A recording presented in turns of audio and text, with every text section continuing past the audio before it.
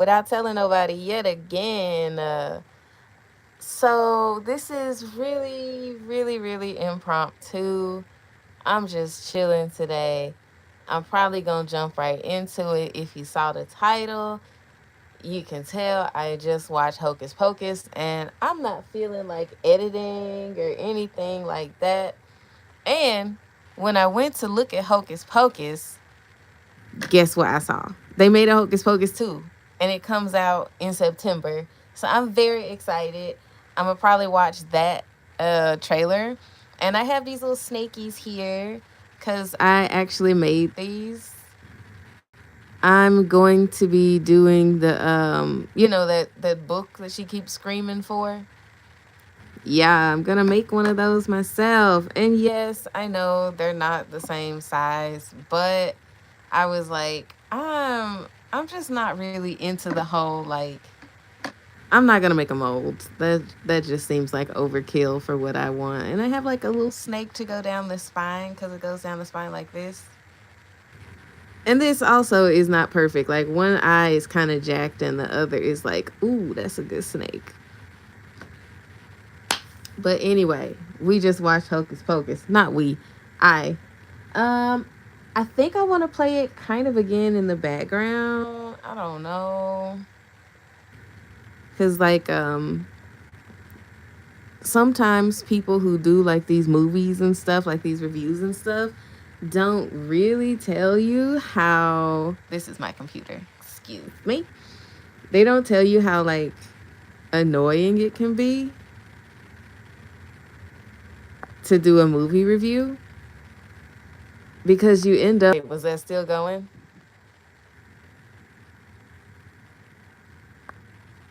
I don't know. Anyway, let's get to it. What am I drawing? No clue. I was like, well, I'm talking about Hocus Pocus, so I may as well do like a. I don't know. How about this? I'm gonna watch the trailer first. And I don't have any headphones. How can I make that work out? You can see whatever goes. Like, are we still even? Yeah, okay. So anyway, I'm gonna sort of kind of watch the trailer and do my thing with the pencil. Yay. To start, it's been a minute since I've done like one of my monster flowers, so I kind of want to do one of those. Oh, okay. Yeah. And I always start with like a circle, and the circle isn't the eyeball, it's just like the center of the actual flower itself. All right, there's a crow.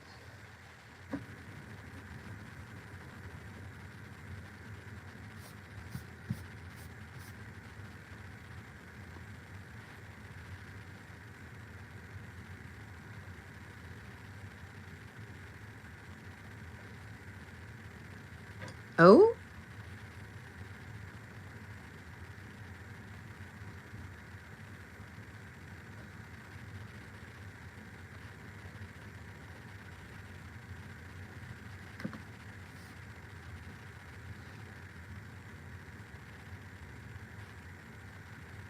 oh, this is totally different. Wow. So you most definitely can't hear it. I am about, I want to say 51 seconds into this 1 minute trailer.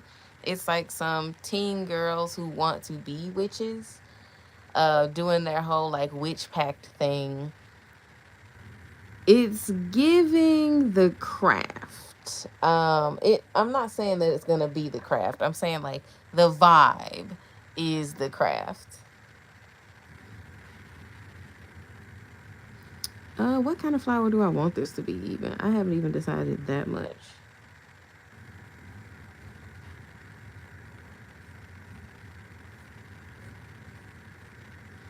I guess that they just maybe they want it to be like white witches. I hate that term, but it does come up in the first movie.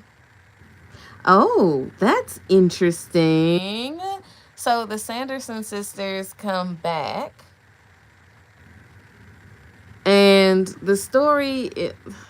Okay, if you don't know the first movie, in the first movie, they are three old witch sisters who come back. Their whole deal is like not really immortality as much as being pretty and young again. Like, I don't think we're supposed to feel that these are the smartest witches who make the absolute most sense. It's very much like these are kids' movie witches. Like, they're silly. But anyway, their whole deal is being young again. This movie came out in 1993 and it's starring Sarah Jessica Parker, um, what's her name? Bette Midler, I think. And I forgot because I was only 3 when this came out. I've been watching this thing my whole life, basically. But in 1993, all 3 of these women were much younger than they are today.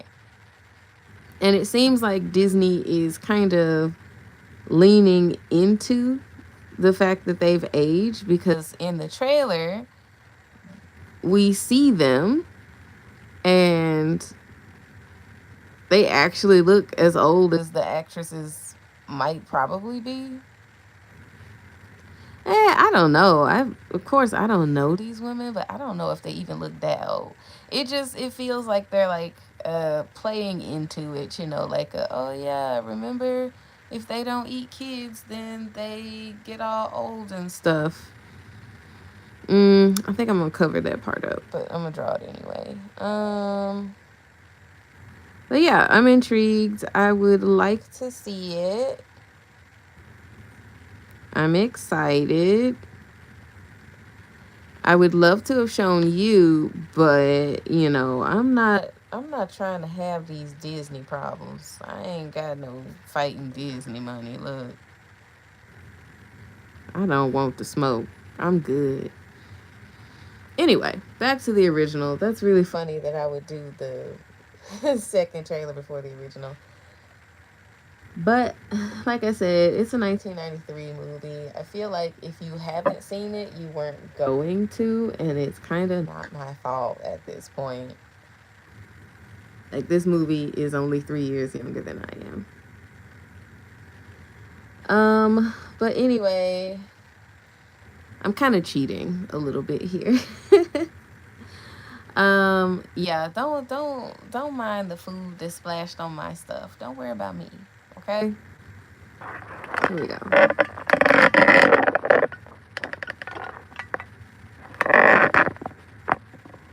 Yeah. So the story starts us out in like the 1600s, and it's one of those extremely historically inaccurate 1600s, but I feel like it really works here because it's a kids Halloween movie. I've heard that some people get like really super serious about how, oh my goodness, it's just not historically accurate. Like, how can you watch this? It's just not historically accurate. Oh my god. And it's like, dude, it's a kids movie though. Like, who is looking for historical accuracy from their Halloween movies that aren't even aimed at adults, frankly?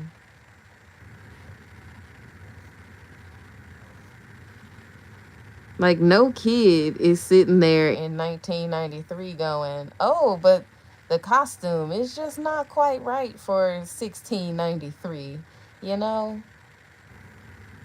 And I think it's really funny when people put that on movies for kids. Like, a couple of YouTubers have reviewed some Goosebumps episodes, and they did the exact same thing where they were like, oh my gosh, I can't believe kids were allowed to watch this stuff about how you get a sibling and the sibling is evil. It's like, it's for kids though. Like, I feel like if you are a small child, it is it is a valid thing for you to be like, oh man, I have like a little sister and they're taking all the attention away from me, and that sucks. Kids go through that like daily, quite literally. And no, these stories are not saying, oh, you should definitely want your little sister to be kidnapped. Screw that kid. It's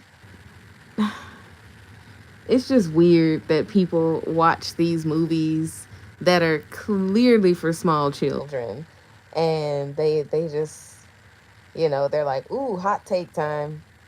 And you're just like, dude, chill out, man. But anyway, so that was cool. Excited for that. I'm a little bit concerned because Disney sequels do not have a good track record, especially from the 90s. I hope it's good.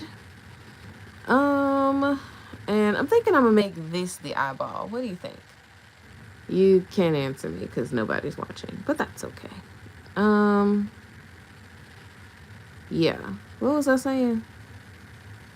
Yeah, it's a freaking kids movie. So it's gonna be silly, and the witches are pretty silly as well. So don't sit down and expect like, oh my god, historical accuracy. It's not gonna be historically accurate. It's gonna be as scientifically and historically accurate as Teletubbies is. But anyway, in the 1690s, this kid sees his little sister being lured in by the three Sanderson sisters who are witches. The Sanderson sisters are Winifred, Sarah, and Mary. Winifred is the leader. She has like the red hair. And let me check. I know I just watched this dang movie. Sarah Jessica Parker is Sarah, so that's pretty easy to remember. And I think it's pronounced Najimi. Kathy Najimy is Mary Sanderson. They're witches. They're typical storybook witches, but not in the old storybook way, in like the 1993 kind of adorable, silly, goofy way. Like, they are a little bit dark and evil, even for like the goofy witches. But overall, I still would say like these are fun, goofy witches. Like, they're supposed to make you laugh. There's a lot of jokes in this movie. And you're probably supposed to just go with the flow, because if you just sit watching the movie going, oh, I Put a Spell on You was not released until this year. So how is somebody from 1693 waking up and just singing the song like they just know what it is? Just chill out, man. Just like chill for a little bit. Take a chill pill. Calm down. Quit being a buzzkill. Don't have to be a party pooper. But yeah, these evil storybook witches come in. I'm sorry, I gotta focus on this. I like eyeballs, okay? Eyeballs are my thing. Yeah, storybook witches, right? They want to eat kids because when they eat kids, they can stay young forever, okay? So that's why they took Thackeray's sister. That's the kid's name who witnesses his sister being taken to be eaten. They make a potion as he watches in fear, like hiding somewhere. And they give it to the sister, who then drinks it. And once you drink it, they can eat you. They cannot just eat you straight up. You have to drink the potion. Okay. That seems like a weakness, but it's okay. Movie? Like I said, they're storybook witches. They're silly. I don't know how else to put it. They're silly and fun. I don't think you're supposed to make such a big deal of it. And then what happens? Yeah, Thackeray tried to save his sister, but he failed. They ate her. And then, because they were mad at him for trying to stop them, they turned him into a black cat, and his punishment was to live forever with the knowledge that he couldn't help. Okay. The townspeople do like this witch trial sort of kind of almost thing, but the witches chuckle. They're like, ha ha ha, I'ma cast a curse, boom, I'ma wake up when a virgin comes and light this candle. Okay, right? So of course we fast forward to Halloween 1993, and that's part of the curse. It has to be lit on Halloween. Max and his little sister, or I shouldn't even start there, because Max and his little sister, like his whole family, they just moved in from California, right? So he's a new kid trying to fit in. He doesn't want to be there. And he already has school bullies. Not to mention, I didn't say this before, the town that they moved to from LA is Salem, Massachusetts. I have never been to Salem personally. But even people who have never been to Salem kind of know the deal with Salem, Massachusetts. It is a place that is very, very, very deeply associated with its witch trials that were done, in whatever and whatever year, long time ago. Whole bunch of people died.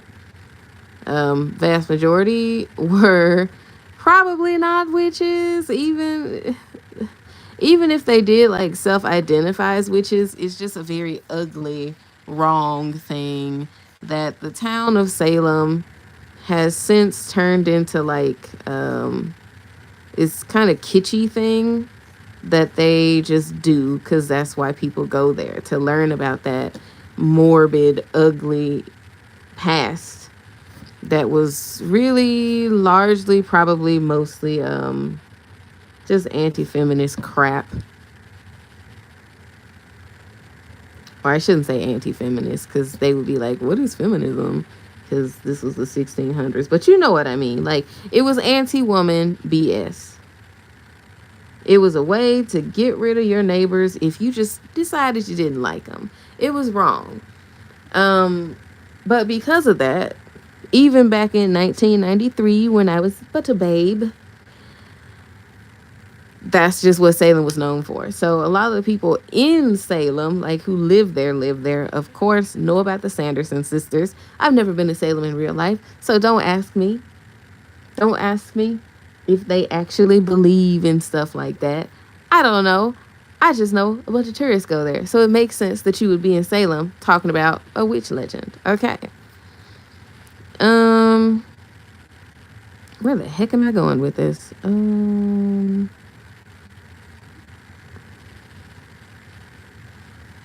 Let's have it. Yeah. Like that, maybe? Yeah, let's do like that.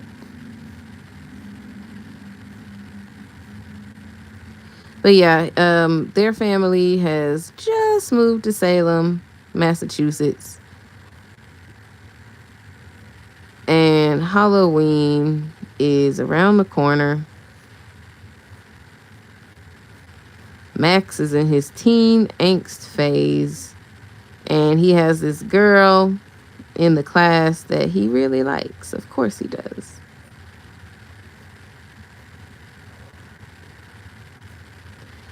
And he's from LA, so he thinks it's just like a whole bunch of BS.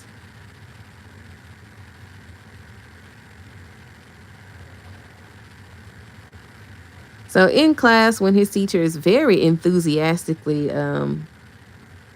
narrating the whole thing that, supposedly happened, And in this movie, most definitely did happen. He's like, oh no, that's like super fake, whatevs. Which, I mean, read the room, Max. Like, clearly, these people in this town that you just moved to, you need like friends and stuff because you don't know nobody. They're like, oh yeah, we have our little witchy thing that we like to say happen, and he's just the douchebag in the back of the class going, no, that's fake. Kind of like the people who act weird about this movie that I was talking about before. It's like, dude, okay, number one, read the room. Number two, do you have to be such a know it all buzzkill? Like, can't the people have fun with their little witch legend thing?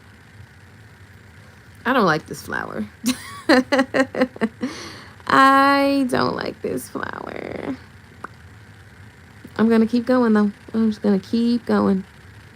I'm gonna do let's plan out some. I don't like this. Let's say that this should go maybe like back here or so. Yep, don't like it. And it's too big for the page. That's awesome. Loving it. Where was I? Yeah, Max can't read the room. And he was like, oh my god, that's such like crap or whatever. I don't believe that. Blah, I'm Max. And everybody's like, this is like our thing though, and we were just having fun. Like, I wish I was as old as he is and still getting like my teacher dressed up in like full Halloween costume. Full Halloween costume. Going in about these witches. Man, that sounds fun. But like I said, Max is buzzkill. So he's like, oh, it's not real. Bleh. And then what happened? Oh, he this is like a bold move. Bold move, Cotton. He walks up to the girl who's like, no, that's not the origin of Halloween. That's not what any of this is. She kind of embarrassed him, in my opinion, during class. And he's like, oh, but here go my number though. And I was just like, good luck, everybody. Because, like, while that is, like, really brave, congrats to you for having that, you know, that level of confidence or whatever. But as a girl who gets hit on by people, I can't say that that would be, like, a turn on or anything. Honestly, I'd probably be like, ooh. And maybe she was a little bit like, woo, because she did give his paper back with his number on it. She returned it. And I don't blame her because, like, dude, you were being a douche. And then he came up to her like, yo, I didn't mean to, like, embarrass you, whatever. It's like, did you embarrass me or yourself, though? Because the whole class was with me. Because you sounded goofy. Like, oh, I'm from LA. I just know better. Like, no, I hate when people do that. You do not know better because you came from LA or wherever the fuck. Anyway, where was I? She ain't say yes. She gave his number back. And then he ended up having to take his sister out trick-or-treating. And he did not want to do that because he's a teen boy in a 1993 movie. And, you know, teen boys. Yeah, am I right?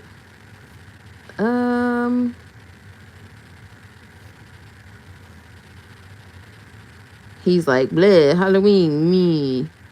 I'm a buzzkill. But he ends up taking his sister out anyway because his parents make him. And then what happened? Yeah, so he ends up, they're trick-or-treating, they're going around, and the cute girl at school, what's her name? Allison. The cute girl's name is Allison. Her family also happens to be having like a Halloween something or other happening. Sorry for the shaking. The camera is attached to the table. they're having their little Halloween shindig, and he and his sister don't realize that this is Allison's house. They just go in like, ooh. And you could tell Allison's family got some money. Cause they just oof. It's a very bougie affair. Look.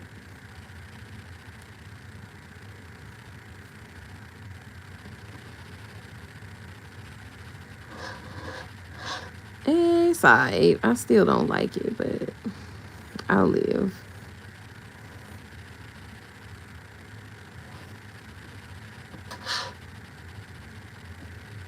hmm But yeah,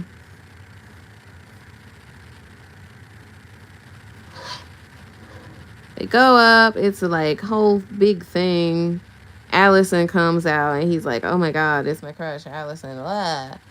Um, and they all end up going to the Sanderson house because Allison's mom used to work there. It is now a museum. Yeah, I really hate this. But I'm gonna keep going. I'm gonna keep going and just hope for the best. Yeah, I super hate it.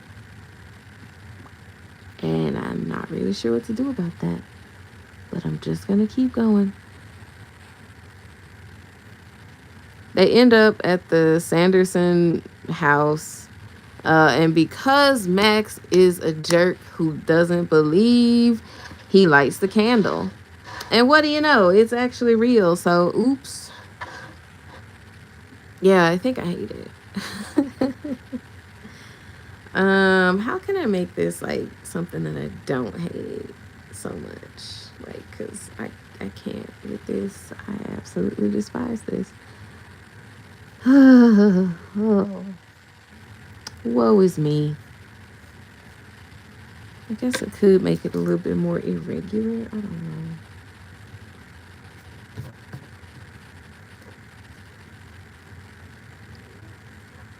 Max ends up lighting the candle because he doesn't believe it. And of course, it's real. So, oh my God, the witches are back. A black cat jumps out, and the black cat is, of course, Thackeray, who was turned into a cat 300 years ago. And hijinks ensue. I really gotta fix like the shape of these because I feel like they're too round for what I wanted. And it's kind of making me hate everything. It's making me hate absolutely everything.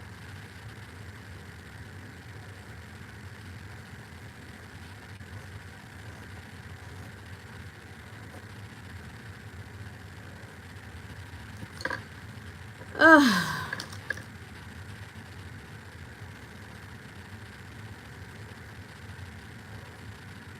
All right, so what do we mean by hijinks?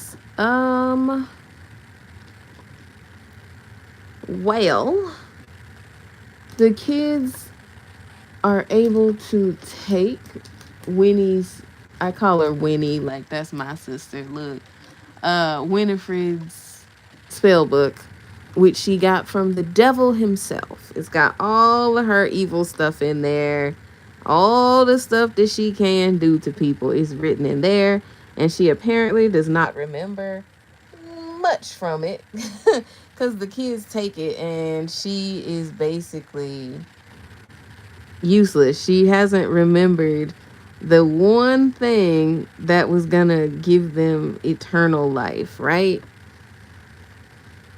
Which I'm sure some jerk, would be like, see, that's why it's a bad movie. It's like, again, it's a kid's movie. It's not supposed to make sense like that, I think.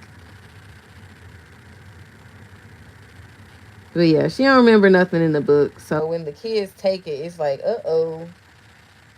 We have no way to take children's youth or whatever they're taking. I've never been super sure. Are they taking youth or souls? That's never been super clear to me. But that's neither here nor there. They're killing kids, and they can't do it without the book. So they chase after the kids for the book. They resurrect one of, I think, is it Winnie's old lover? Yeah, it's Winnie's old lover. And, spoiler, the resurrected lover actually doesn't like Winnie. Um, he actually ends up turning on her. At the end there, we find out that he's a quote-unquote good zombie. Because he ends up trying to help the kids, not hurt them.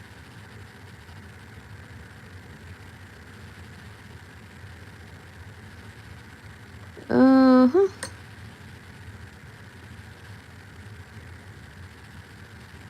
So what happens after that? Yeah, they're chasing the kids for the book. Mary can smell children. She has a very good sense of smell. It's not just kids. She can smell a lot of stuff that the average person or even probably average witch couldn't smell even if they tried. Like each one of them has something special. Mary's thing is her sense of smell. So she's going around smelling stuff, trying to find the kids. What else? Yeah, they ended up going back to the school. They lock the witches in a kiln and they attempt to burn them alive. And notice I said attempt because it did not work. The kids assume that the witches are all dead because they locked them in the kiln at school. But of course, they are not. Apparently, you cannot burn them to death, which would explain how they were able to be resurrected in the first place. They can't just be burned to death easily.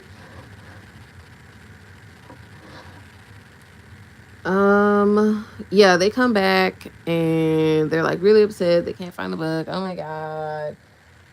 The kids think they are dead, but they are not. So the kids get too relaxed. They like go back home. They go to sleep. They're like, oh my God, Thackeray, you're a new kitty cat. Oh, cute family moment.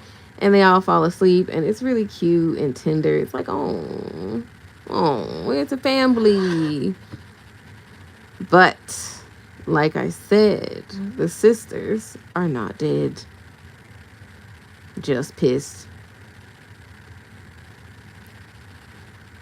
So, when Thackeray falls asleep in the younger sister's arms, the two teenagers decide, oh, we're going to help Thackeray here. We are going to look in this super evil book and we are just going to like find the answer to his problems and make him human again. They have good intentions, but they don't realize the witches ain't dead. And the book ends up calling the witches, which brings them to the house. The witches are actually able to get the book off of them this time. They return home to make the potion, which they do successfully. Sarah's special ability is that she can sing like this hypnotic song that makes the kids walk themselves to the house. Like they don't even have to attract kids. They don't have to trap them or anything. Sarah can just sing and the kids will come. So that's what happens. Sarah sang, the kids came. Of their own accord, just walking through the streets. And where are the parents, you ask? There was a mediocre I Put a Spell on You rendition at a Halloween party for parents earlier in the movie. So the parents are all under a spell, just dancing about, having fun. They're having a good night.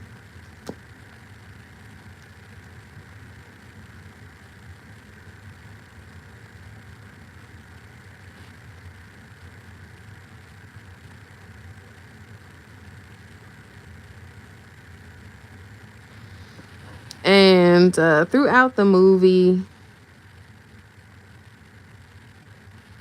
Max is actually really resourceful. Say what you want about him being a know it all and not being able to read the room. He's really resourceful. He understands that these witches are from 1600 and whatever, so they don't understand modern tech. Like, the first time they see a bus, they ask what that is. The first time they saw a lighter, they got scared. So he has been able to kind of leverage that against them the whole movie. He's been very much like, haha, you don't know about this thing that we have here. Which is cool. I actually like that part a lot. Like, if it was me, I would do the same. Leverage what you have. You don't have actual magic, but you do have the benefit of knowing more than they know. So, this comes in yet again in the story. Oh, yeah, I forgot to say, when the sisters took the book, they also took Max's little sister, Danny. And Danny, she's got a mouth on her, so she calls them ugly. And they don't take very kindly to that, of course. They are very insulted. Their feelings are very hurt. So Winnie decides, yo, this kid is the first. Like, we absolutely have to kill this one first. I don't care about the others that are just walking in here of their own accord.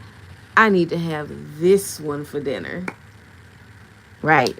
Brother comes in. He's able to fake the sunrise, which would be letting us know that October 31st is finished and they're going to die, with a car and just like some red cellophane tape or something. He gets his sister out and they're driving away. What else happened? They're like driving away. And they go back up to the cemetery. And Winnie gets a hold of Danny yet again. And there's just a little bit of potion left. The rest of the potion was spilled. There's none left but what's in Winnie's hand. I think the cat knocked it out of Winnie's hand, and Max picks it up and he drinks it, and he's like, well, now you have to let go of my sister. I'm the only person you can eat. And that's what Winnie starts to do. She starts to eat him. But it's too late. The sun is rising and the witches are dead. So because they died, the curse that they put on Thackeray is, is broken. He can finally move on the afterlife with his family. Sweet endings, like, aw.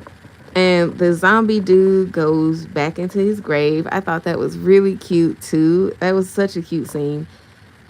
Because it's like, because he's a good character, he doesn't just get like a death like the witches just got. The death of the witches was very like, you bastards. And really, even though the zombie is going to sleep, what that actually means is he's just dying. He's just dying again. And the movie treats it like, oh, he's just taking a nap. It's cool. And you're just like, okay, movie, a nap? Oh, that's a cute way to describe the death of a character that we should like. Because, like, do the kids know how to wake him back up? I don't think they do. Again, sorry for the shaking. The thing is attached to the table is why you're shaking. But yeah, all's well that ends well. The two teens, Allison and Max, clearly are into each other. It's implied that they become boyfriend and girlfriend. Thackeray joins his family in the afterlife. Just happy things. Yay, we beat the witches. Woohoo! the end. But as the movie finishes, the book's eye opens up again. Credits. And the whole tone of the first movie is why I'm really shocked about the trailer that I just saw for the second. This is like a needed eraser, so I gotta need it. Yeah, I was a little bit shocked about the tone because, like I said, it's giving The Craft. And I understand that they have to move with the times. Like maybe back in the 90s, something like Halloween Town, Sabrina the Teenage Witch would have been more the move. Like it's still magical, but it's much brighter. It's silly. It's not actually scary. And right now, not sort of, this very dark thing is happening in media and online. You know, on TikTok, it's a thing to be like an e-boy or an e-girl. Um, being alt is in. Being a witch even is in right now. So it makes sense that they would go for a little bit of an update in the mood of the movie. Makes total sense. But I did very much like them being silly. Like it was actually a funny movie that made me laugh, and I am 32. And I was still like, okay, that was a good one at certain points in the movie. Granted, the movie came out when I was 3, and I probably have a little bit of nostalgia to help. However, I still like it. Is it my favorite movie in the world? I mean, honestly, probably not, but I think it's fun. I have fun watching it. You know, no complaints from me.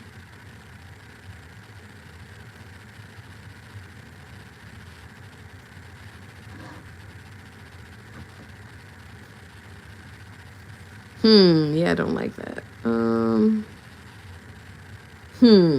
Yep, don't like it. Let's see. You know, if I do watch it with like this really oddly critical lens for a children's movie, there are a lot of plot holes. It's not very historically accurate. The witches are silly, so they make very bad decisions throughout the movie. Like, just for example, they didn't have to take Danny at all. They could have taken any child. Like once they had the little bit of potion left, Sarah had already sang her song. So the kids were coming. All they had to do was pick a random kid and kill him and they would have lived. But no, they had to follow them to the cemetery and oh my god, it's got to be that one child. No, it didn't. It didn't have to be that one kid. And I think I've said that before. Probably on like Twitter or something. I've probably said that before somewhere. That it didn't have to be that one kid. But they got stuck on her. And part of the reason why, I really feel like, so I have 2 reasons that had to happen that way, even though it really doesn't make sense for this. Narratively, they had to do it. Danny and Max were supposed to be our like parallel 1993 version of Thackeray and his sister, which is why Thackeray was so invested. It wasn't that he was like, oh yeah, I'm a cat, I'm family now. No, like his sister was taken and eaten. So he was invested because he was like, I'm trying to save other people. I don't want other people to be eaten by these witches. So narratively, they had to do it like that. They had to give a big brother a chance to show that he loved his little sister. Like it had to be a sweet moment. It's very 1990s Disney. I mean, it might even be Disney right now. It's just a very Disney thing to be like, oh, okay, your family loves you. Woohoo. You know, it's a touching moment.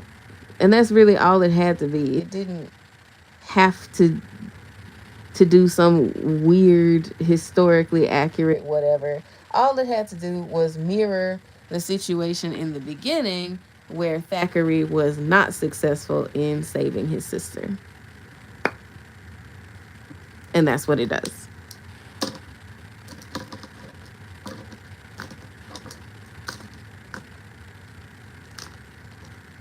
And what else was I finna say? Was that the whole thing? Was that the only reason? I don't even know.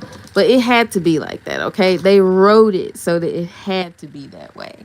That wasn't like a oops mistake on their part. It's very clearly intentionally written to do that, okay? Like, there are some weirdos out there who are like, oh my God, this movie makes zero sense. And it's like, well, it's a kid's Halloween movie, dude. Chill. Let's see.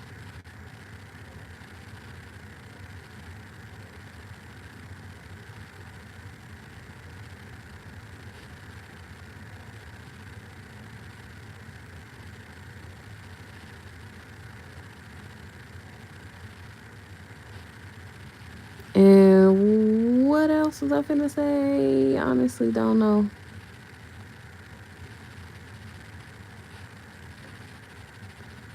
It's not a perfect movie. I don't think anybody has ever said that it was.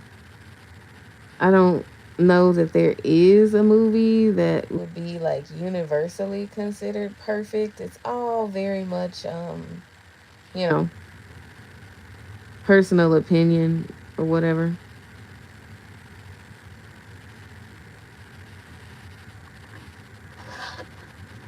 How you feel about it is how you feel about it. Mm, what else? What else? What else? What else? Maybe here.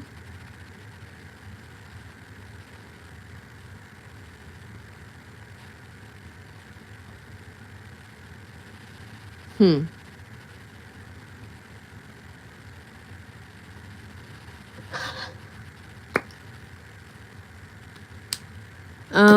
I guess what else is quote unquote wrong with the movie? I don't think there's anything wrong with the movie. Like, I think I mentioned it before, but just like, how does Winifred know about driver's licenses and permits and other stuff like that if she's really from 300 years ago before something like that would have officially existed in the United States?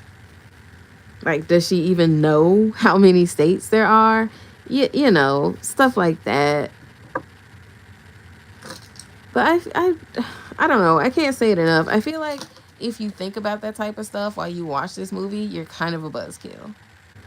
Just like enjoy things. Enjoy things. I promise it will not hurt. It won't hurt to just have fun sometimes. I promise.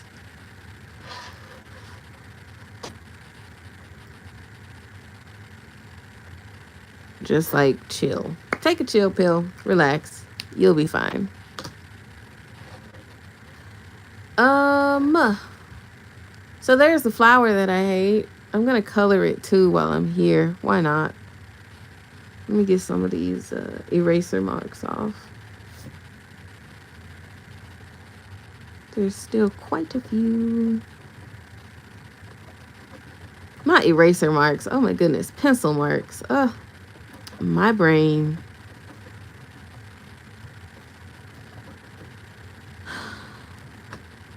I did say I was going to talk about Hocus Pocus, and that is sort of kind of my intention. But I want to say I started my new job. I like it. I'm enjoying it thus far. Still not gonna say what it is, but we'll update on my life. It was weird vocal fry there. Yeah, anyway, back to Hocus Pocus. You can't see it right now, but I have some kind of potion bottles on my table here. And this one is not fake. This is real vodka. It was in a video that I did a while ago. But having these bottles up here actually makes me really happy, even though they are completely props. I do have some real witchy things. Like, this is real. This is something that I made that is absolutely real. I have other, like, real oils up here and witchy stuff that I actually use. And at least in my opinion, I feel like it actually works. You can fight me all you want. I feel like it actually works. Whatever. I don't care what you have to say. Leave me alone. Let me be a witch over here. And obviously, I don't mean like I think I can fly. Like, I don't ride broomsticks and stuff. That's ignorant.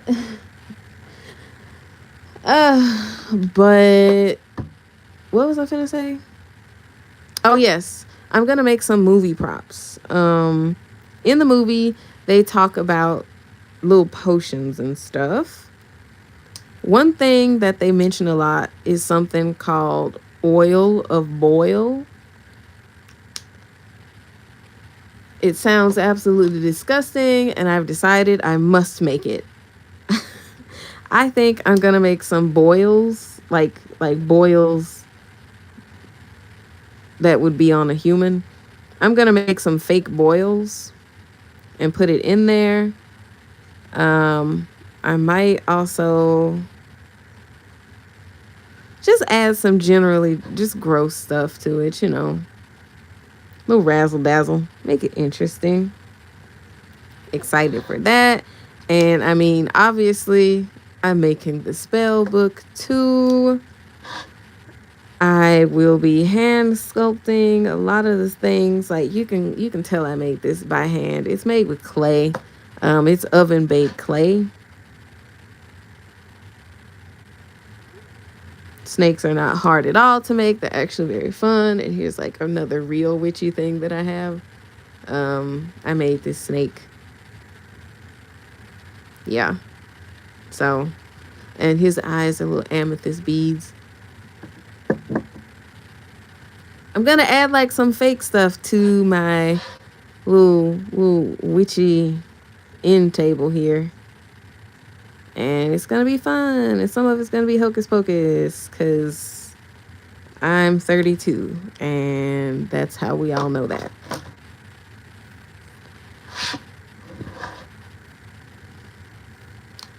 So yeah, what did I say? I'm gonna make oil of boil. I intend to make actual disgusting boils that look like they came off of a human. Drop it into maybe I'm gonna use a bottle like this. I really like Disaronno bottles. I don't like the top, but I can replace the top for this one if it bothers me that much. Or I can use a Jack Daniels bottle, which I have one of those, of course, right here. Because like I said, this is Prop City over here. And this one that's in the there's nothing in this bottle. This one is completely 100% just a prop. Nothing about it is real or magical. It's just here to look weird and ambience and stuff.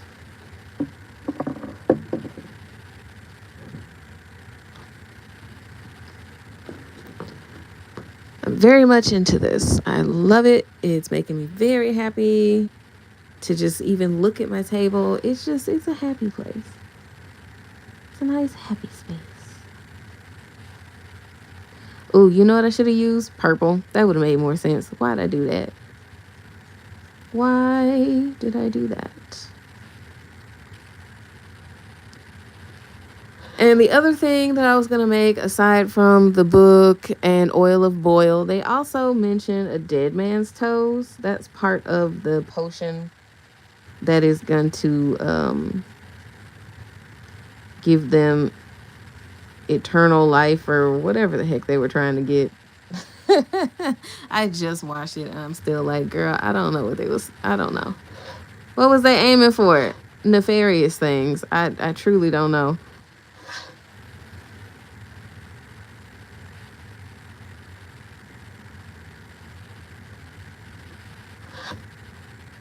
So I think I might sculpt some toes to call a dead man's toes.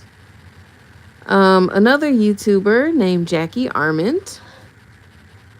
She did a really nice video on making a dead man's toes and oil of boil. I'm gonna deviate a little bit. I've already seen her video. I like her channel. It's a vibe. The whole thing. It's a vibe. Love it.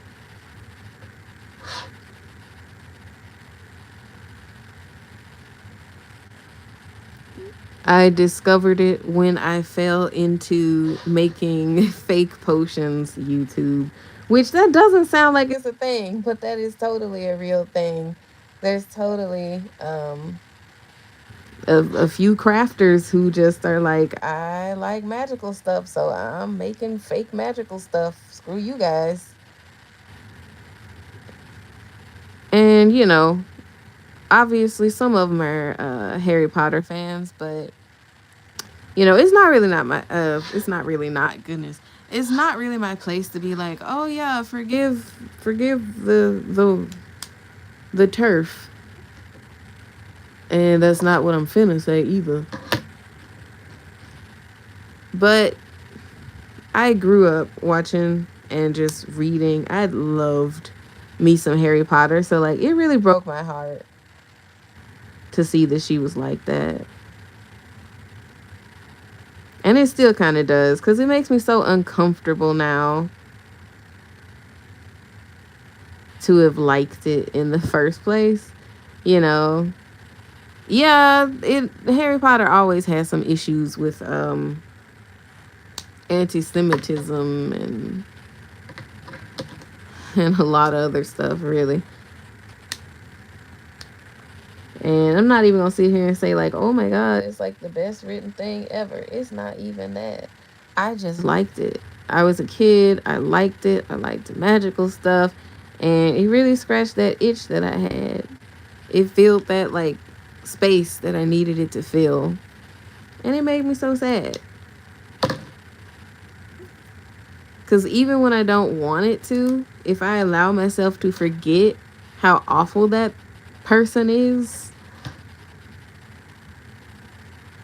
it's like sometimes, I'm not gonna lie, I could honestly slip right back in to being a fan because I was so into it for so long.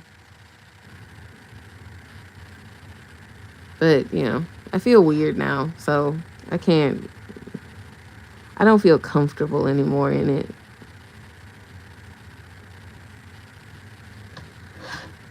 Oh yes. Before I said I should have used purple. Reason for that being is sometimes the best way to create a shade of a color is not by using a darker version of that color, nor is it by adding black to that color.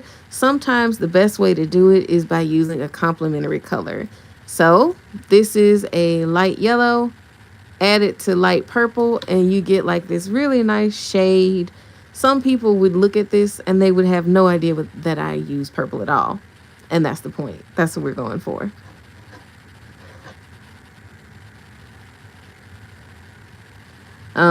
I guess it's kind of a little painter's hack, but I find that I really like the way it works with ink as well. So I just keep doing that because I like it. So let's add a little bit of shadow in here. Just a little bit. Don't want to overkill. Like just a little bit of shadow. To show like, you know, what's on top of what here.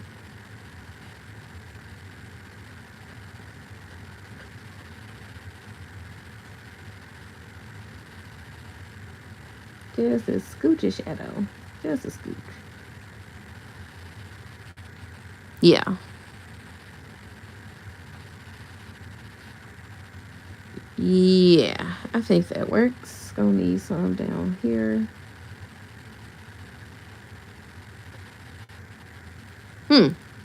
Yeah. And this is also like a tattoo inspired kind of thing. And what that means, when you do tattoo art, you want to leave space for the skin to breathe. Um, or at least a lot of people say it is advisable to do so. You might run across a tattoo artist who does not do that. Personally, I like it better when we leave just a little bit of a skin break. So that is how I'm coloring it, sort of, kind of. I'm going to leave some of the spaces less colored because this is not a person. If it were a person, though, I would probably leave like most of these tops here. I just wouldn't touch. Obviously, I touched these already, but I just wouldn't touch like that edge right there. But it's not a person, so I'm not gonna trip too hard. I do want it to like clearly be a tattoo based uh, thing, though. So I am gonna be leaving skin breaks for the most part here.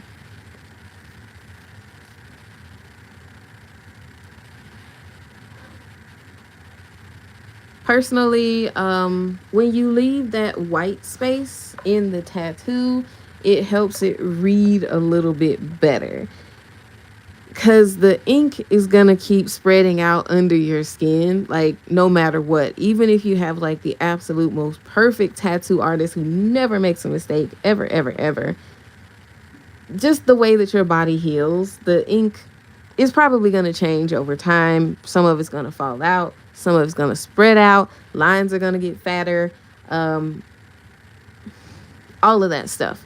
So imagine you have like all of this ink in there, but it's not a piece of paper. It's going to keep moving over time. When you don't leave extra space that allows for that, that's what causes your tattoo to get muddy and hard to read. So, when I color my flowers, I like to just think about that, you know.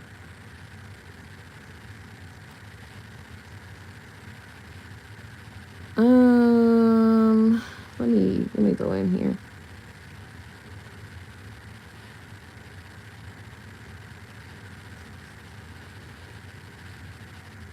Because that should be a shadow. It doesn't make sense for that to be really bright, or this side either. It does not make sense for that to be really bright. Yeah.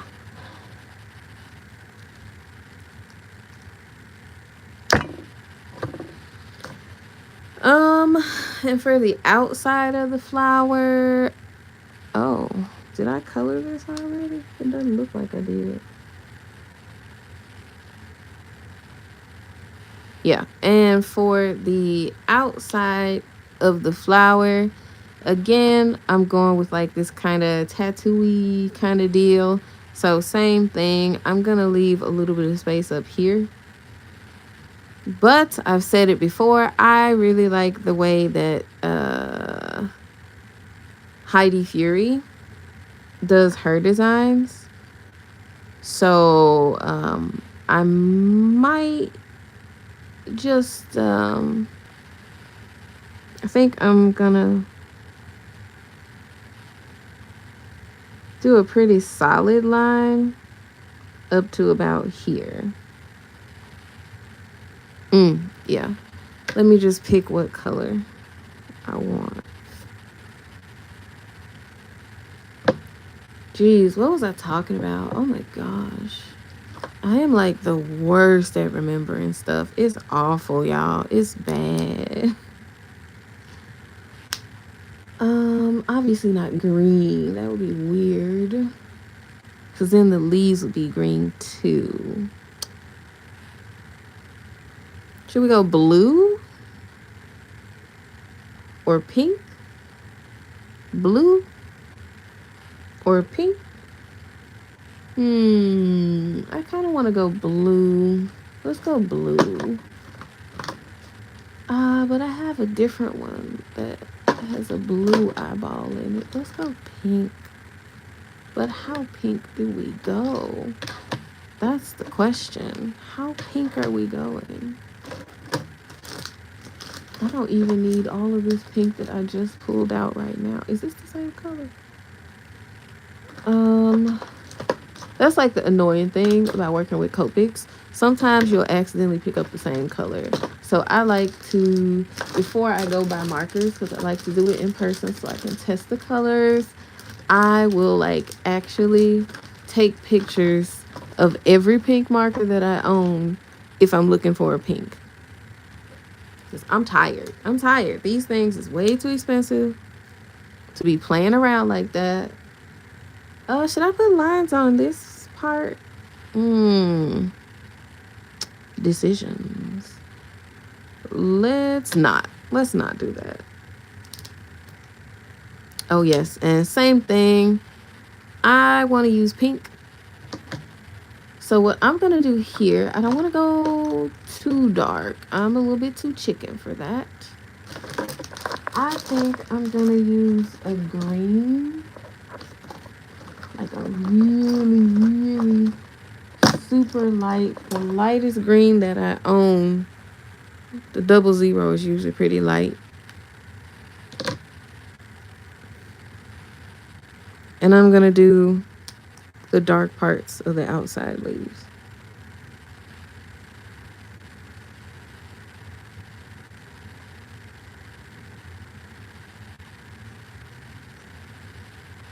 But yeah, anyway, I got into making like fake props and stuff, so gonna do that for Hocus Pocus now. I do realize that my light isn't on. Should I turn it on? I guess. Maybe. Probably. I can see, but sun is going down. It's probably a good idea.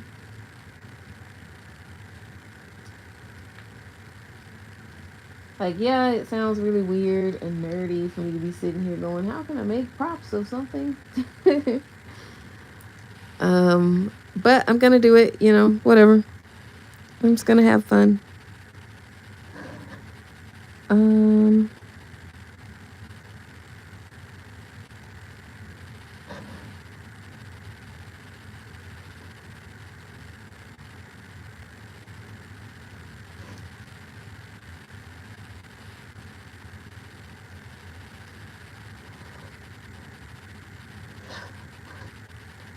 But yeah, I'm kind of looking forward to that. Having my Hocus Pocus stuff on my table. That's gonna be awesome.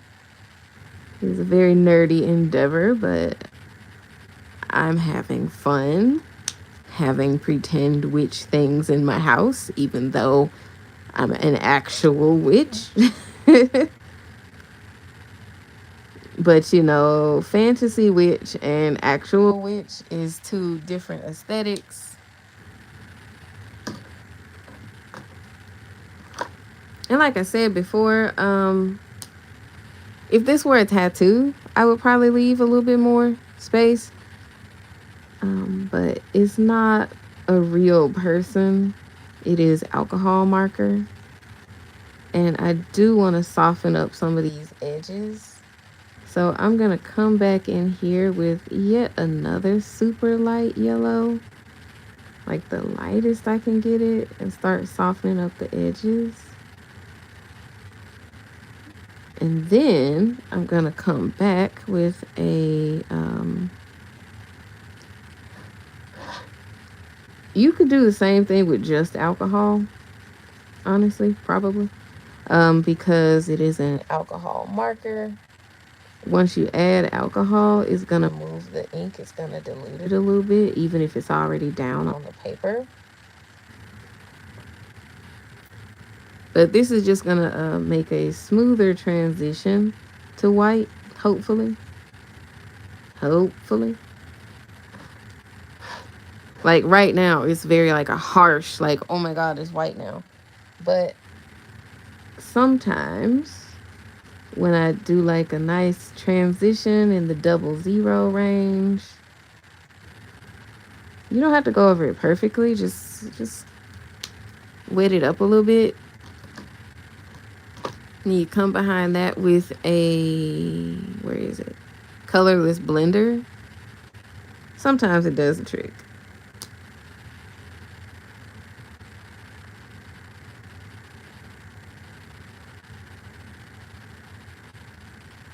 And the colorless blender also can blend back.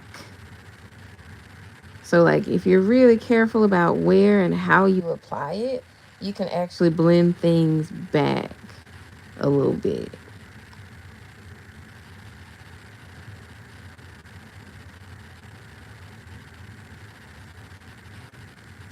So that's why in the sped up videos, you've seen me come around the edges with this. It pushes the color back into the picture a little bit if you're careful. You just can't see that because it's a sped up video.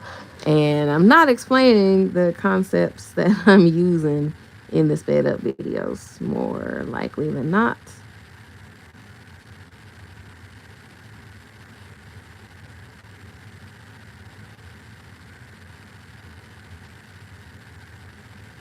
This is my favorite art medium, but I'm always learning, you know?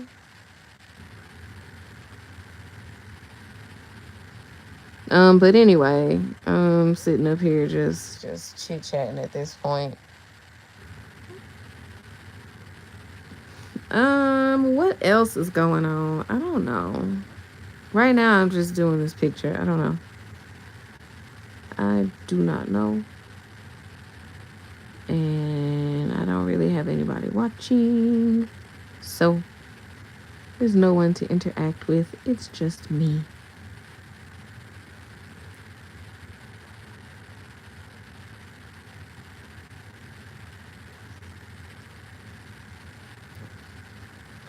I don't know if you can see it, but I can see that that made like a difference. It's more of a transition now from yellow to white. Like it's more of like a, oh wow, it's like a, it's fading, okay, kind of deal. Which honestly might work better if I let it dry. So I'm gonna do one more coat here and I'm gonna let it dry. That's like another thing about Copic markers. Allowing things to dry is key. That way you can see what the ink did, and the ink can like really get stuck in one place before you go adding on top of it and making it muddy.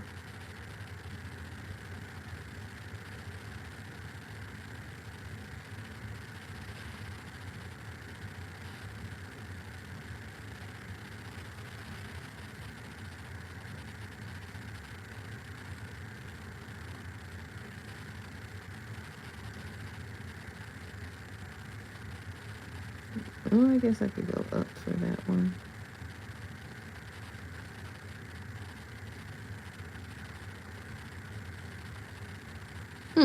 Yeah. And this is where I have to let it dry a little bit. It's not going to take forever to dry, but I do have to let it dry just a scooch.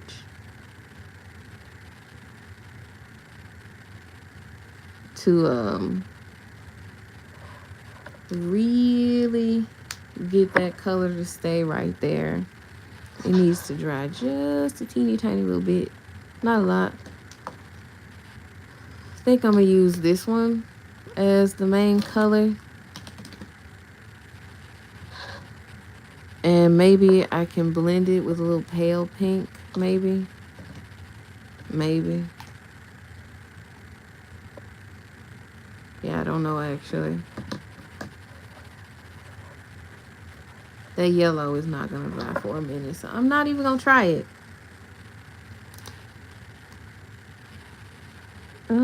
How should we do this?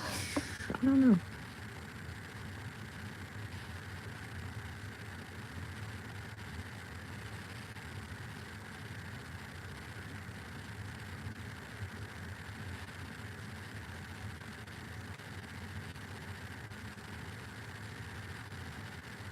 It's very subtle. I don't know if you can actually see where the green is on camera, but I see it.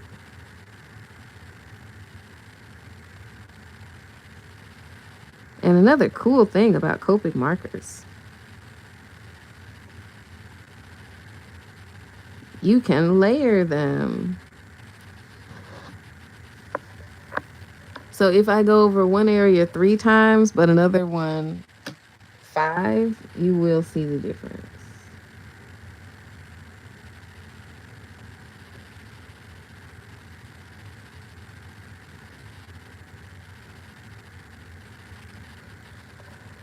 Okay, where else do we go? Maybe let's go this way.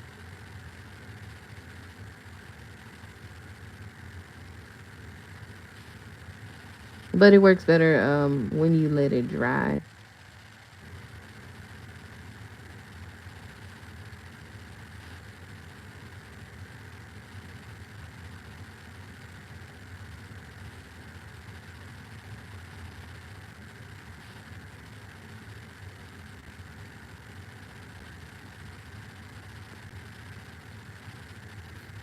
What else was I finna say? Honestly, probably nothing.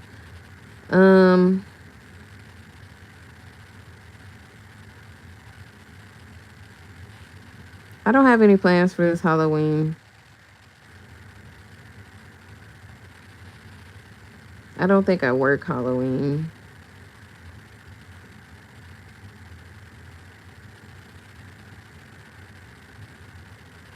I just don't have any plans because of COVID. And, right now, 1 in 60 people in the Tokyo area is positive for COVID, and resting at home or in the hospital is where we are. So I don't have any plans. I'm not going to make any plans. I don't really have anything in particular to do. I don't have a costume. I'm not going to any parties. Not that I would be invited to any. At least not to my knowledge, I wouldn't. If I did have a choice, I know what I would do. But like I said, COVID, and I don't want to have to deal with that, My job is dangerous enough. Oh, did somebody just say something? Wait a minute. I don't know. The comment disappeared. I'm on my phone. But hello. Hello to whoever was saying something. I didn't really get to see it.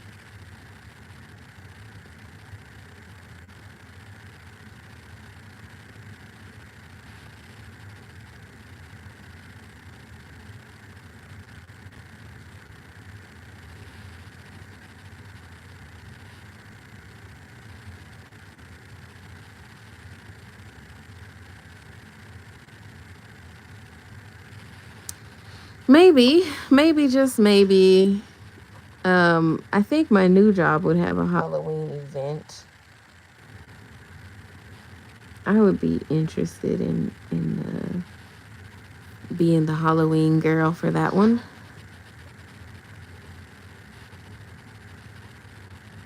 Growling at some kids, making a few cry. Oh, that's something my dad would do. Making the kids cry. Oh my God. You can see where I get it from. You can see where I can get it. Oh my God. Like, not in a mean, malicious way. No. Like in a, smooth it over later way. In a mostly annoying kind of way.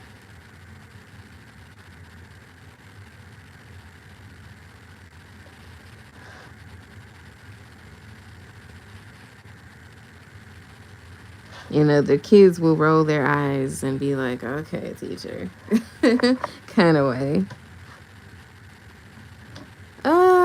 I don't know if pink was a good choice. I don't know if anything today was a good choice. Everything feels like it was a bad choice.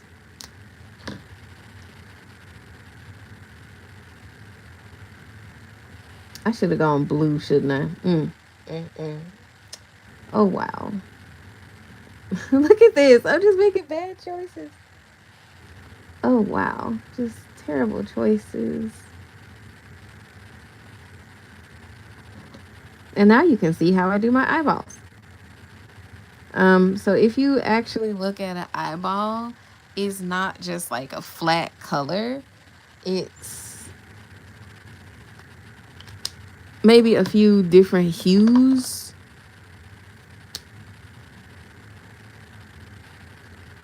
Going in like this.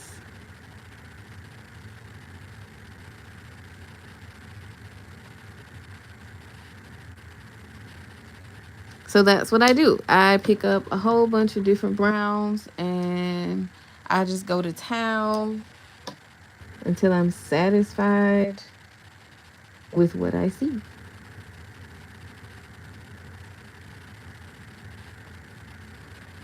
And that's like the perfect example to show what a colorless blender does, like how it pushes the color back. So, oopsie, I got brown into the flower. Oh no, what is a girl to do?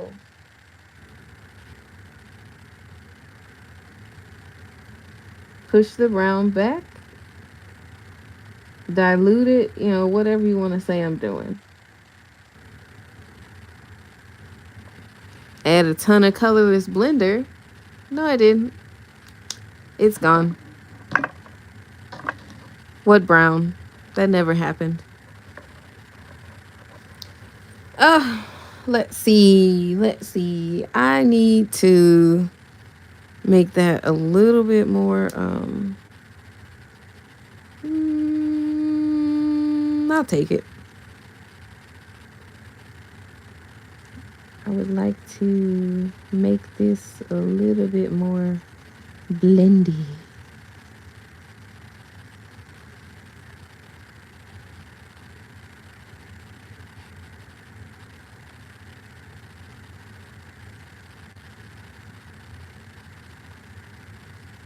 I'm just concentrating. That's why I'm not talking.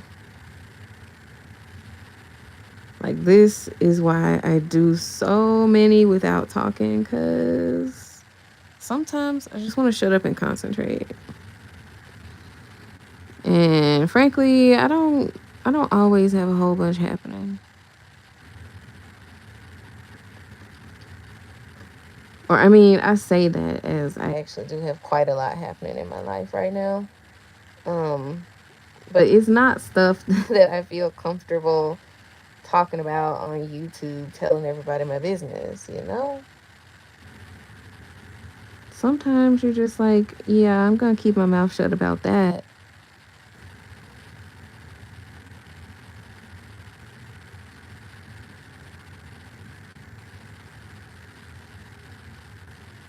I don't know. Am I shaking? I hope I'm not shaking. I still hate this flower, but whatever. I still don't like it, but it's creepy cute, I guess. It's doing something. And then because I have my sort of kind of almost, but not really, skin break thing happening here, I'm gonna just do like this.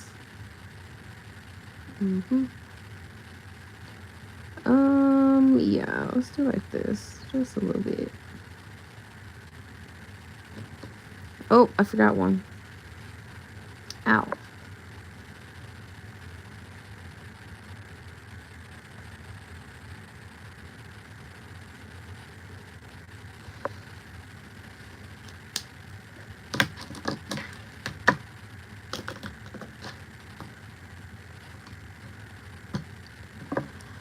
Okay. So this is what I'm working with thus far. I still don't like it, but I've come this far. I'm gonna keep going.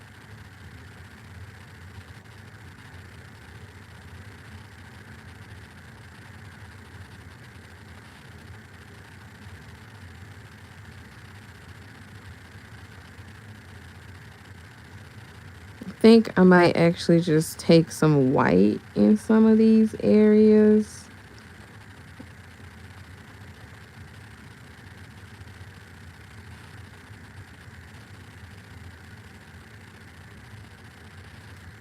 Yeah, I think I might just take some white in some of these areas and go to town. I do realize in real life there are very ugly flowers that are lopsided and asymmetrical because they've been beat up. We're just gonna say that this guy just got the snot beat out of him because somebody walked up on him and they were like, "Oh my God, that flower has an eyeball," and they just went ham. Okay. This is the same as this but brown. I got fancy one time and I tried out a fancy one.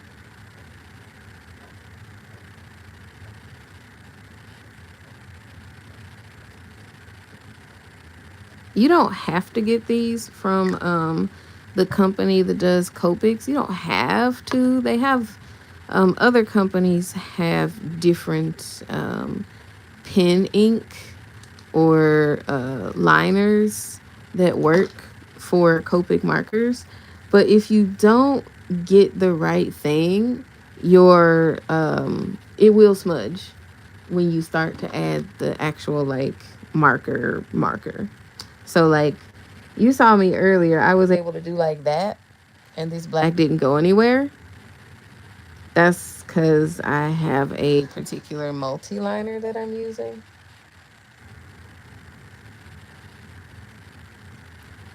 So if I were to keep going over this, these brown lines that I'm adding right now, these wouldn't stay solid.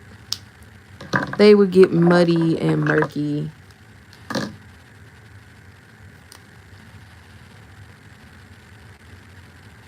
They would blend with any other brown that I put down. But when I use that pen, those lines should not move. You see, there's already a difference between this side and this side because the markers can be layered.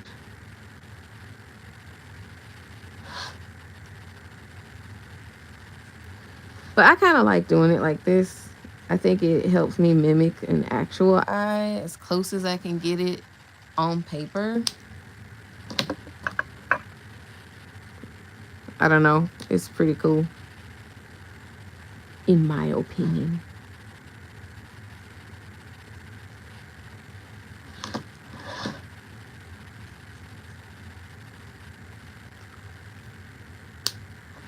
Here we go.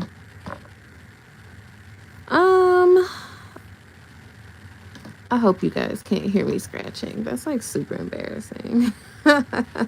Lifelong eczema. What am I supposed to do? My bad. I'm itchy all the time.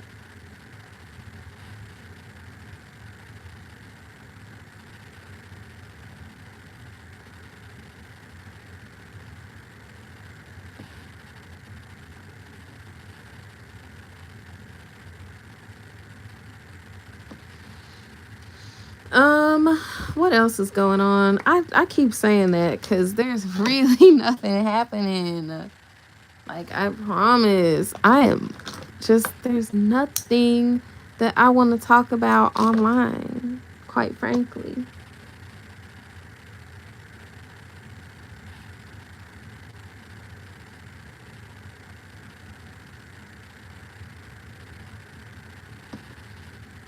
Quite frankly, there's nothing that I'm just like, ooh, I gotta tell the masses, you know? Let's put a bit of a shadow. on the eyeball itself to say I at least tried to make it actually look sort of kind of round. And your eyeballs have shadows even when they're still in your head. So, right? Isn't that wild? Your eyeballs have shadows. That's wild. Or it's not actually your eyeball that has the shadow that you can see. It is the rest of your eye sitting on the eyeball and is casting a shadow. So that's why when you do like a super hyper realistic eye, it's not just like blanket white. There's like, it's hard to, okay, so we're going to pretend like this. We're going to pretend like this is your eyelid.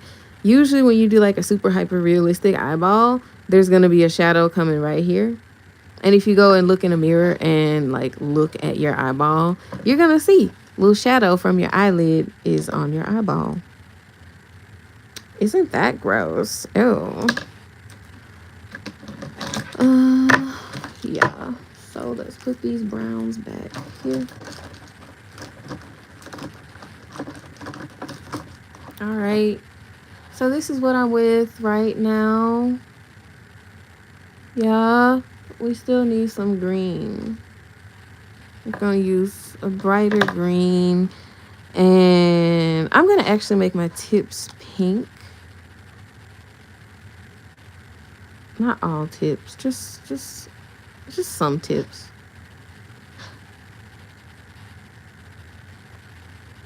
Maybe like the ones with the bolder outline can have the pink tip. And then the others can just be straight green. But you've seen me color before. You know it's not going to be straight green. I can't. Like, I physically cannot make myself do straight green. It just doesn't work. It's just not a thing that I can do. I always do that. Really, I probably should start out with pink, but that's okay. It's fine. I will live. Or, let me try something different on another leaf. Wait a minute. Really, when you color with Copics, you should be doing a circle, but whatever.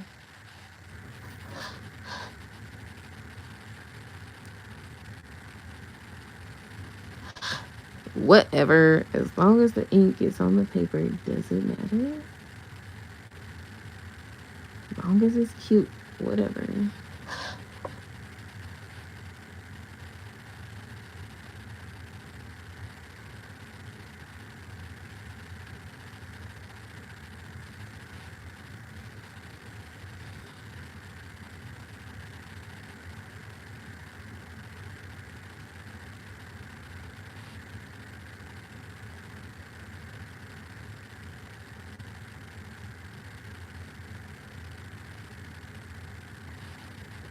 Hmm.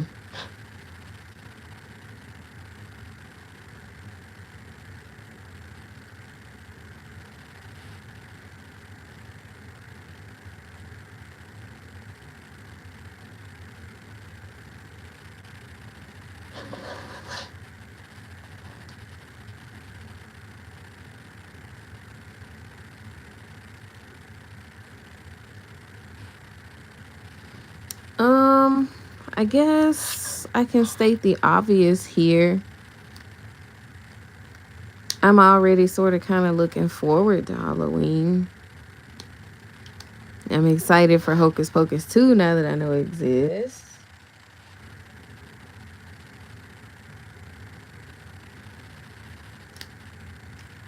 Which, I mean, I don't know if they're actually pushing Hocus Pocus 2 that hard or whatever. But I didn't hear about it. So I'm like, are you pushing it hard enough? But then again, I don't know. It's not like I don't like Disney. Maybe the issue is I'm just in Japan. And sometimes the stuff that Disney out here focuses on just don't, it don't work on me.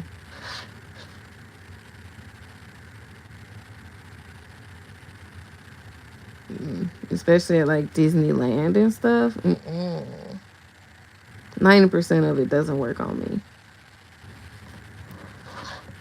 You wouldn't think that with how often I go, but I'm not into the things that they want me to be into.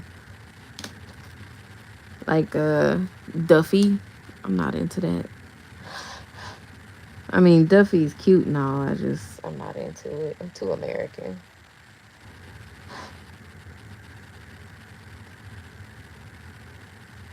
Hmm.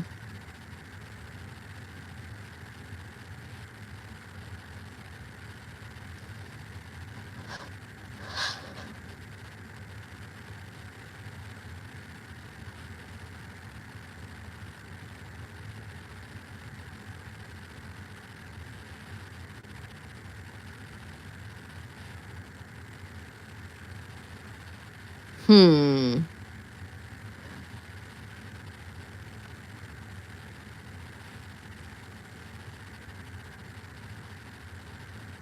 You know, I haven't done this in a minute, and I don't remember how I got this so smooth in other ones.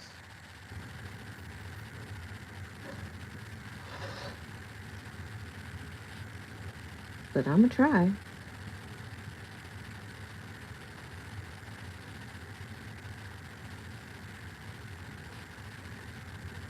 Um, I hope people can actually see what I'm doing because I haven't actually been looking up and checking the screen as much as I should.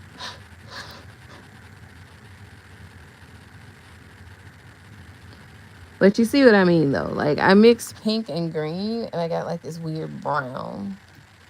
I don't know if that looks brown on camera, but it looked brown. Like, it looked about the same color as the leaf here, or leaf, this eyeball here.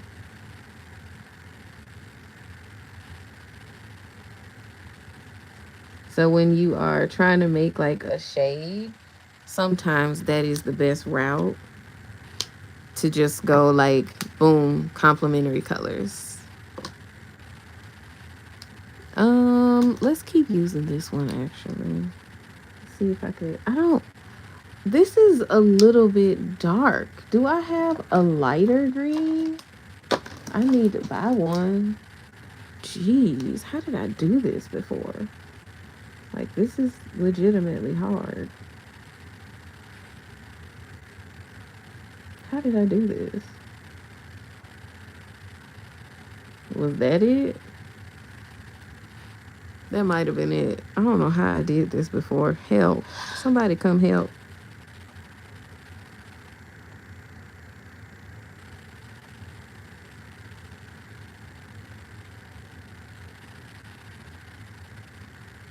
Is that passable?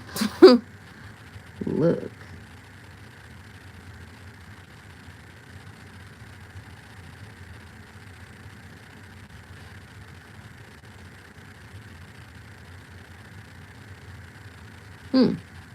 Is that how I did it? I don't know. Yeah, anyway, I'm excited. I'm ready for the Halloween stuff to go on sale. I'm really jealous of some of the people in the US because Halloween stuff has already started to go on sale.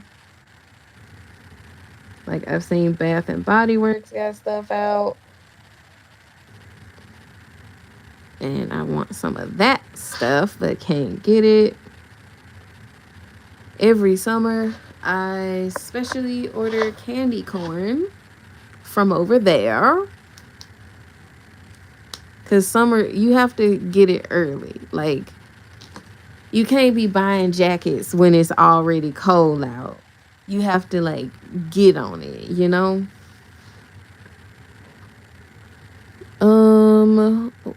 What else was I finna do? I was probably finna add this and see if it did anything, but it's not gonna do much because even though the cap color is different, it is very close to the other color. Like, it is extremely close.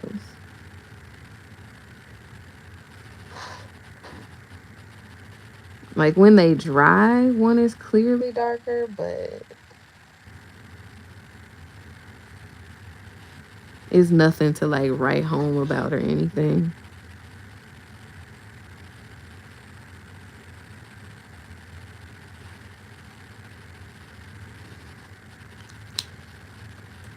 Oh man. What was I saying? Yeah. I'm kind of jealous of y'all in the US because y'all have such good Halloween stuff. And it seems to be getting better because, like I said before, like pop culture right now is going through a very dark kind of phase where we really appreciate dark stuff. You know, Riverdale got dark. Like, really, Archie? Why is Archie dark? Um, Sabrina got darker. Sabrina wasn't really dark like that originally. Just like a whole bunch of stuff was like, whoa, it's dark now, yo. Um, a bunch of teen dramas have been really dark lately. Not quite horror. Not quite horror. Just dark. Darker than you would expect, basically. Or even things that should have been horror and were supposed to be. I know what you did last summer. Even they end up being like not very dark.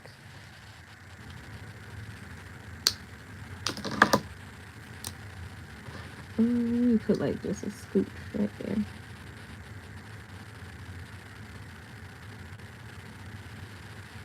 Yeah, I'm going out of lines. I've decided I don't care anymore.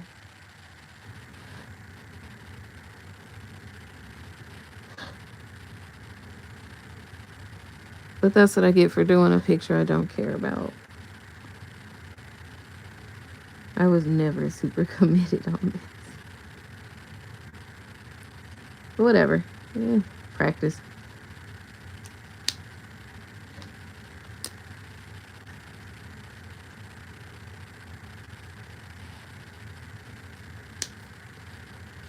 Oh, that's not blending quite like I want it.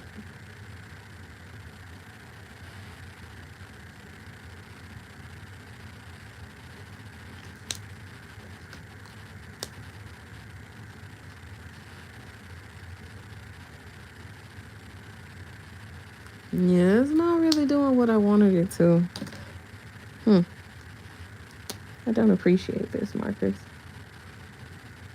And I'm adding too much ink, really. I should stop. No, not you.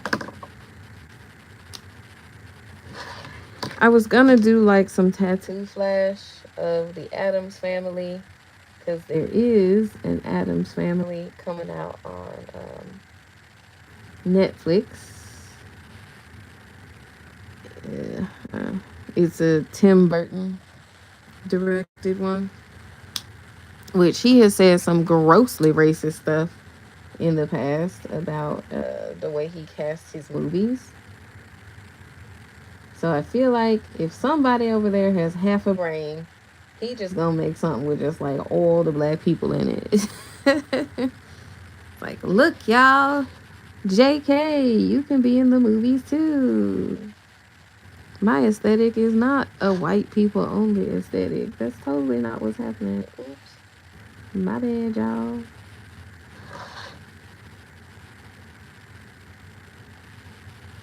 It's like, look, if and it was me, maybe not ifing, but if it was me,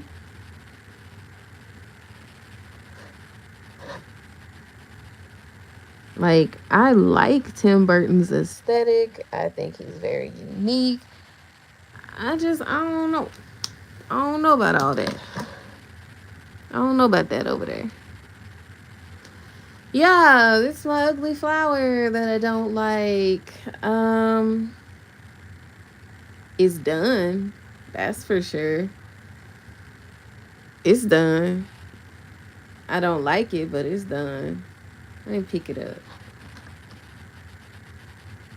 Yeah, I don't know. The camera's on an angle, so I'm not sure what angle would show how I see it.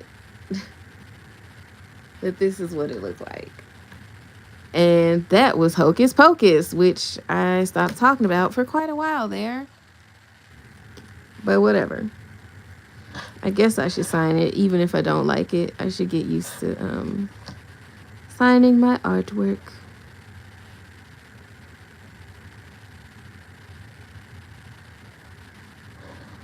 And there it is. That's it. It's the eyeball flower. Took me 105 minutes to do. Let me put all of this stuff up. And then I'm going to just bounce. I'm not actually going nowhere. I'm going to bounce to the couch, really. Because I went to work yesterday, and it is pretty much the same industry. It's pretty much. It's a little bit different. Before I used to work at an eikaiwa, but now I don't work at anything that could be considered an eikaiwa anymore. An eikaiwa is an English conversation school. I don't work in conversation anymore. Now I am a like a actual, more or less like a kindergarten teacher, more or less. And my eldest student would be 9. But from what they're telling me, I'm gonna deal with like 3 to 6-year-olds. That's where I am. And I know a whole bunch of people like to complain about kids. I actually don't dislike kids at all. They're some of the more fun people that you can be around. They have lots of cute, funny questions. And that's what we look like without my light. It's growing on me. It's growing on me. It's still not my favorite thing that I've ever done, but it's not as bad as I felt before. Not good, but definitely not like I thought it was before. Do I need to? Ooh, you know what? I cannot believe I almost forgot. And I can't believe you were about to let me forget, person who is not watching. I like to do the little things in there. What does that mean? The little things, you know?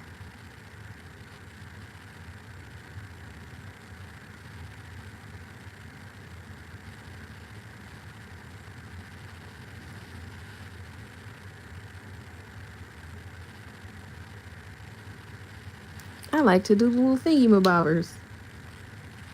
And now that I'm thinking about it, let me let me actually turn this back on. Let me turn it back on. Cause now that I'm thinking about it, I think I want some dots in here somehow, some way.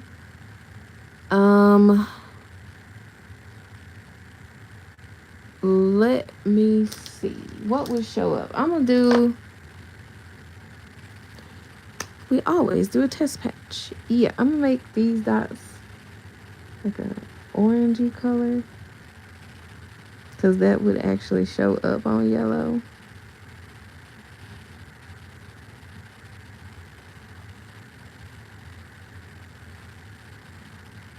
I don't know. Gives it a little bit of oomph, a little bit of interest.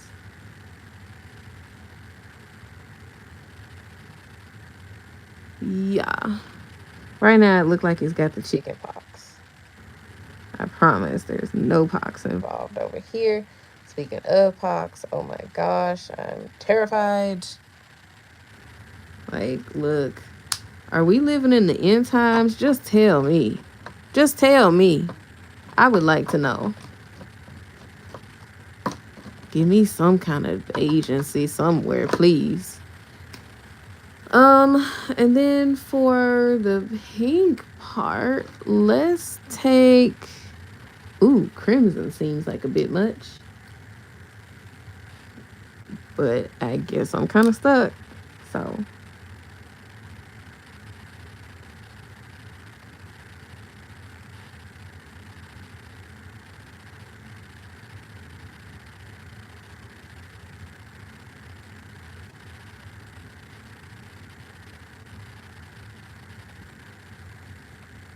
Yeah, it still kind of looks like it's got chicken pox, but that's okay. We're just gonna keep adding dots and maybe it'll even out.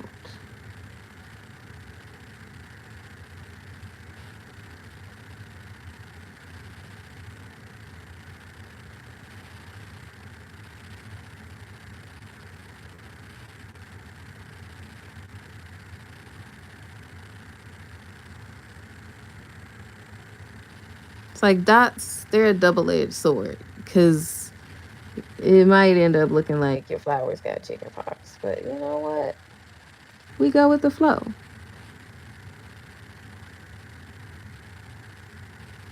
And I think one way to kind of help out with that chicken pocky look is to add more dots that actually will fade into the background a little bit. So I'm gonna take this color, and it's pretty dry, so yeah.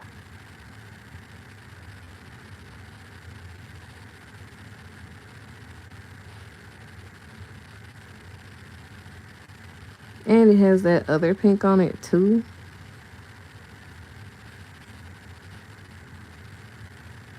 So it's not actually the same pink that I'm putting down because it's already mixed with something else.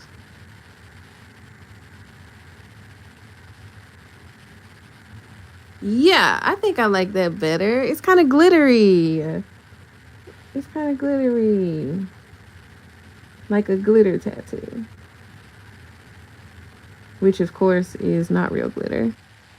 It's basically what I'm doing. Adding a bunch of really fat dots in different shades. And then the end result is that it almost looks like it's kind of sparkling, sort of, kind of, almost.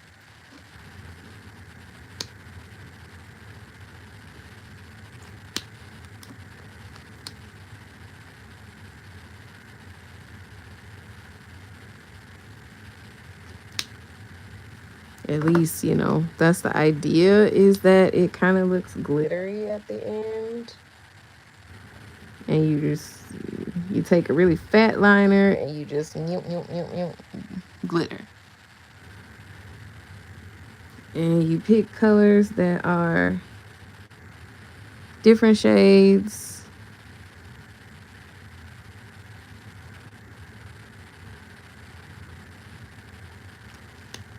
Let's even take this one.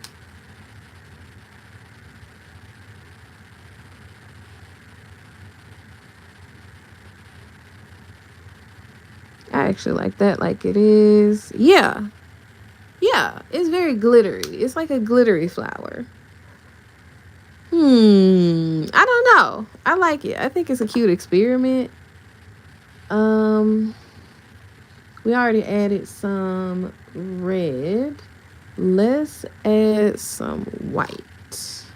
I almost forgot to add white. Oh, you know I didn't like this thing. I forgot to add the white. Wow.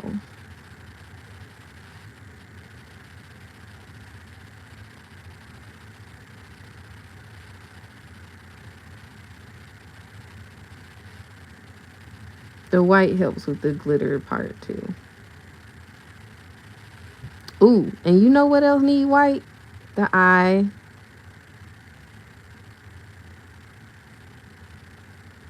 It's my lazy way of adding a highlight at the end here. I should have drawn the highlight in, but it don't matter. If you just gonna do it in white like this anyway, it don't matter.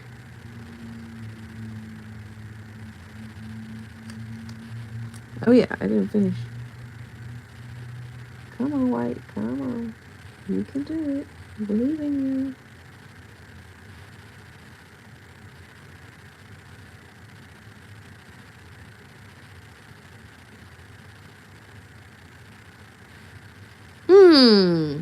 Yeah.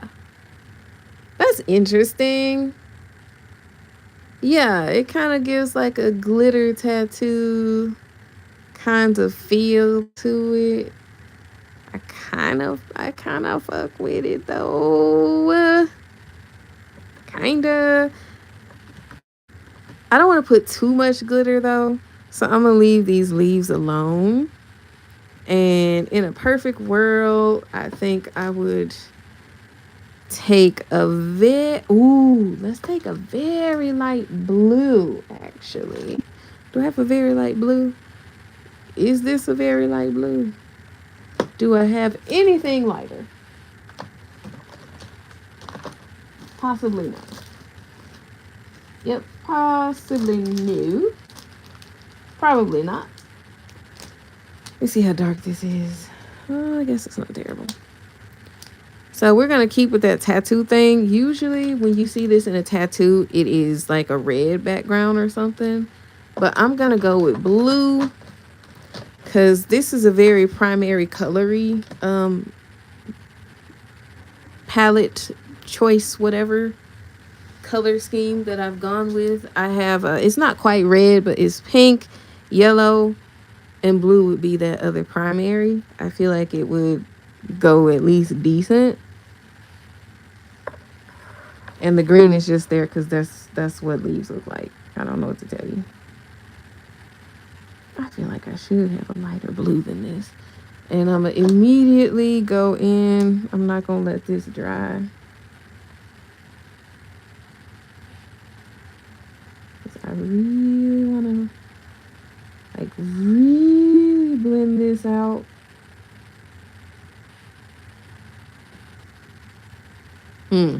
Like that.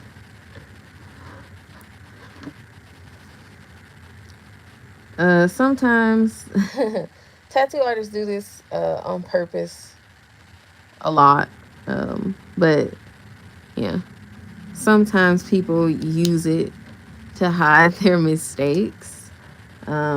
Say they've gone out of the line here. If it's a black line and they're adding a black background, the mistake is gone. Or I mean, it's there. They just made it so that you can't see it anymore.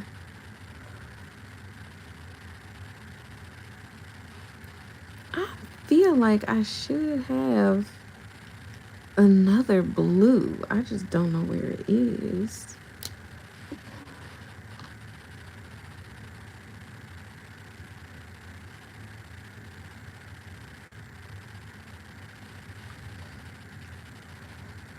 I don't know why I have Guy stuck in my head. Do y'all remember Guy from like the 90s?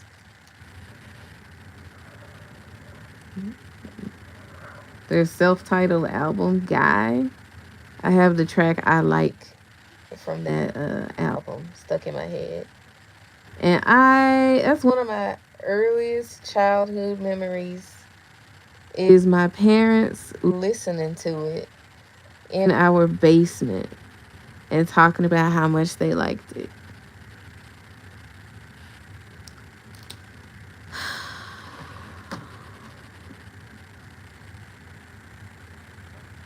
Nobody prepares you to lose a parent. Ugh.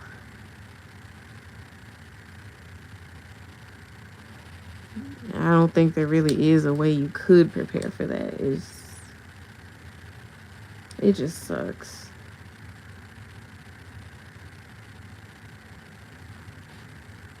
My mother is alive and well, but my dad passed away in March of 2021 from COVID in the hospital.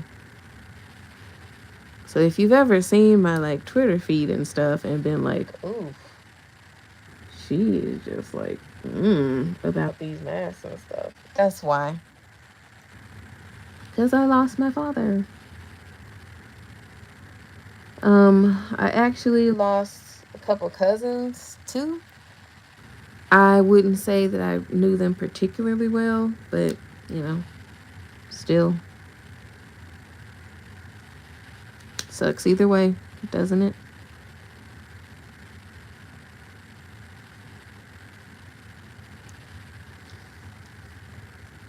And that's why I think you're a jerk if you're like telling people to just calm down and shut up. It's over. It's over. Like, no.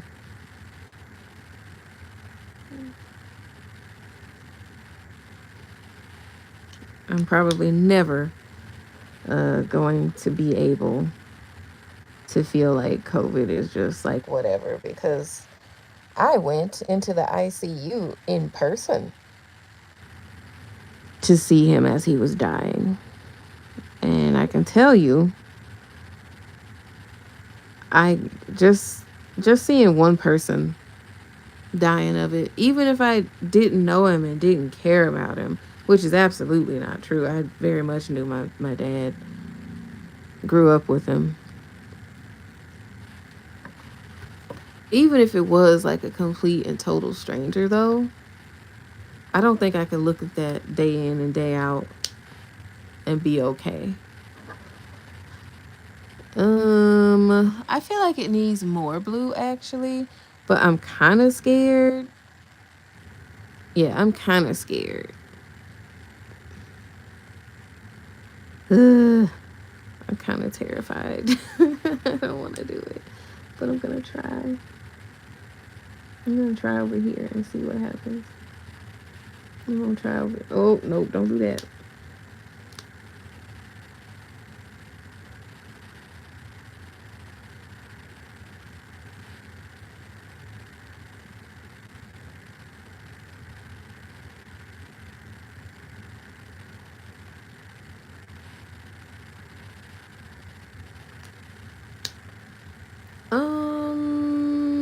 I would say that looks okay. Yeah, I guess I could bring it out a little bit. Just a little bit. And I like to do this before it dries, because in this case, I'm looking for that muddy, gross feel. Like, I don't want it to have like a clear, this is where I stopped coloring and it dried kind of thing happening. I want it to like immediately mix with this colorless blender ink before it has a chance to dry.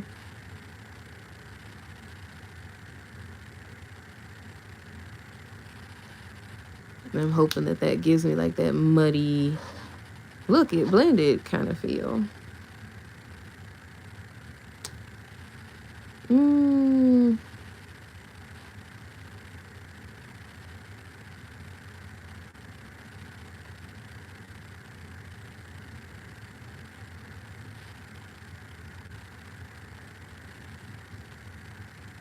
Yeah, I know I talk about my dad's death a lot more than I used to. And that is just because I am coming to terms with it a little bit more now. Initially, it was very bad. It's still kind of bad right now. Sometimes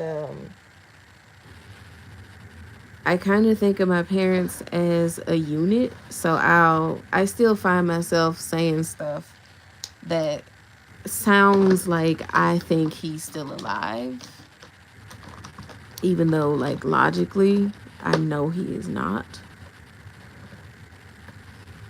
But anyway, and I'm bummed myself out. This is my thingamabob. I'm not really sure what's happening here, but we tried a few new techniques. We accidentally made a glitter tattoo out of it. That was interesting. Um,